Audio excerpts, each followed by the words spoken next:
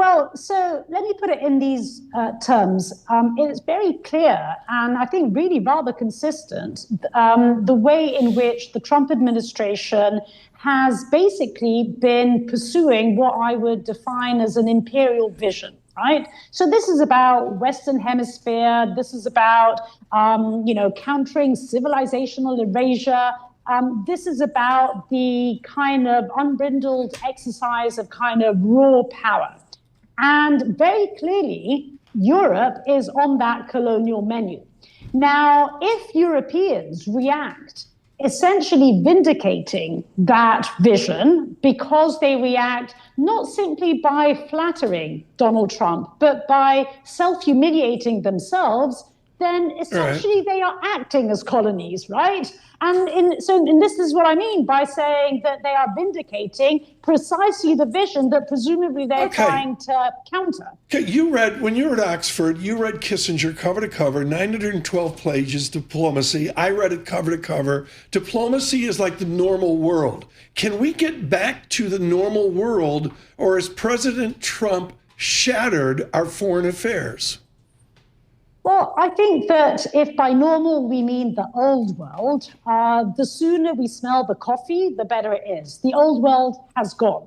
The question is whether the new world has to necessarily be one in which it is only the survival of the fittest, only the law of the jungle, or whether perhaps indeed there will inevitably, and always has been and always will be, an exercise of power, but that exercise of power can somehow be constrained by laws and rules and institutions. Now, I think if we want to move closer to that second vision, we need to understand that the way in which laws and norms of institutions worked in the past, that is no longer available. So it's a kind of moment of reinvention. But, as I said, sooner we understand that we cannot save the dead corpse, the earlier and the better we're going to be at essentially redefining a new, which is not simply a law of the jungle. I want to talk Greenland, Nathalie, because today is a big day. We've got crunch talks going on between J.D. Vance, Marco Rubio, and I guess the folks in Greenland and Denmark. Trump is saying anything less than U.S. control of Greenland is, quote, unacceptable. How do you see this playing out? Well, this is a really odd kind of, situation here, because Europeans, starting with the Danes themselves and the Greenlanders, are more than happy to talk substance. So does the United States want a greater security presence in Greenland? No problem. Does the United States want greater access to Greenland's natural resources? No problem. But if it is not substance, if it is simply a question of territorial expansion, then that's kind of a conversation killer, right? So I'm not trying to argue here that that dialogue is irrelevant, because I think it's relevant to exposing the imperial nature of this quest. But then the question becomes, how do Europeans react to this? And, there are different kind of options on the menu, right? In terms of, how do you keep your back straight?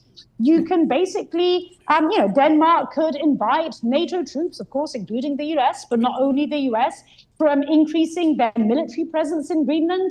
Europeans could basically say, if the US were to make an aggressive move on Greenland, well, they would be actually welcome to leave other NATO countries too. Thanks very much. There could be contracts being cancelled. Yeah, but the heart of the matter is, where's the backbone? Professor, right, exactly. Where is the backbone? I mean, Stubbs up in Finland has got a border with Russia. He doesn't need any backbone. He's living it in real time. Where is the backbone to tell a unique American foreign policy, hold on a minute, let's discuss this? I don't see it.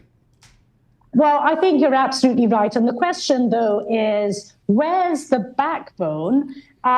I think it's connected to do we actually acknowledge that the old world has gone? Because if what we're simply doing is buying time, hoping to save the old, we're not going to develop that backbone. If you actually look at Europe's material conditions, right, in many respects, actually, we are 30 of the richest countries in the world. We are, of course, dependent on the United States. But aren't Latin American countries in many respects even more dependent on the United States?